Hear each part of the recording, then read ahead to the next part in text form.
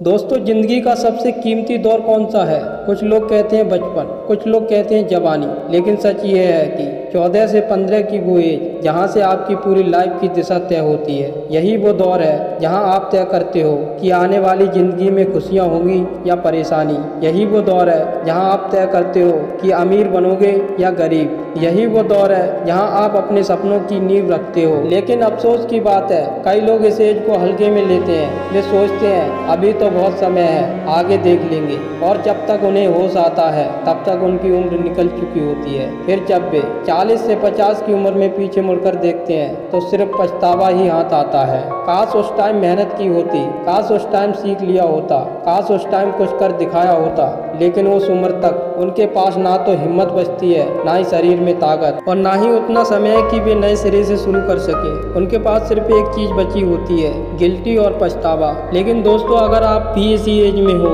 14 से 25 के बीच, तो आपके पास सोने का मौका है, क्योंकि यही वो टाइम है जहां आप खुद को बदल सकते हो, खुद को गढ़ सकते हो और अपने आने वाले पूरे जीवन की नींव मजबूत कर सकते हो। आज हम इस वीडियो में 3 पॉइंट कवर करने वाले हैं। पहला पॉइंट, यानी कि अपने खुद के रास्तों को फॉलो करें, ना कि दूसरों के बनाए हुए रास्तों को फॉलो करो।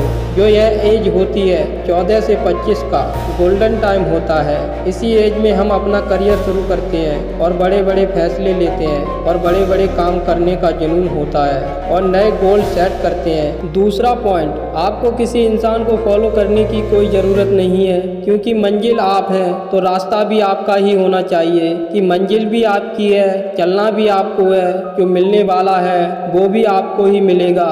तो क्यों ना रास्ता भी आप ही बनाओ। तो खुद का एक रास्ता बनाओ और उस रास्ते को छोड़ दो जहाँ पर भीड़ चल रही है, क्योंकि यही जरूरी नहीं कि भीड़ जिस रास्ते पर चल रही है वो रास्ता हमेशा सही हो, गलत भी हो सकता है। तो खुद का एक रास्ता बनाएं और उसको फॉलो करें, बिना किसी डर के, बिना किसी झिझक के।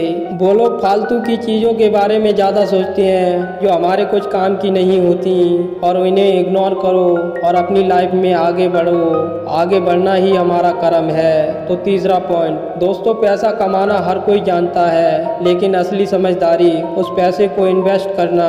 सोचिए, अगर आप सिर्फ सेविंग करोगे तो पैसा धीरे धीरे महंगाई में अपनी कीमत खो देगा।